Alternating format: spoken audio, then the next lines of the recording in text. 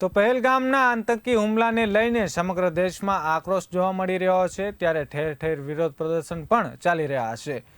તો બાવળા શહેરમાં પણ તમામ વેપારી એસોસિએશન અને શ્રી રામ હિન્દુ વિકાસ ટ્રસ્ટ દ્વારા બાવળા દ્વારા શહેરને બંધ રાખી હુમલામાં માર્યા ગયેલા તમામ લોકોને શ્રદ્ધાંજલિ આપવામાં આવી છે।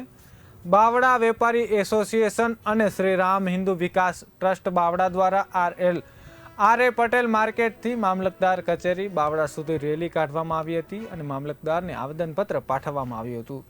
તો તાજેતરમાં જમ્મુ કાશ્મીરના પહેલગામના નિર્દોષ પ્રવાસીઓ પર થયેલા આતંકવાદી હુમલાના વિરોધમાં બાવળા ગામની તમામ શૈક્ષણિક સંસ્થાઓ અને બજાર બંધ રાખવાનો સ્વૈચ્છિક નિર્ણય કરાયો હતો। બાવળા સજ્જડ બંધ પાડીને હુમલામાં મૃત્યુ પામેલા લોકોને શ્રદ્ધાંજલિ આપી આતંકવાદ મુદ્દે વિરોધ પ્રદર્શન કરવામાં આવ્યું હતું।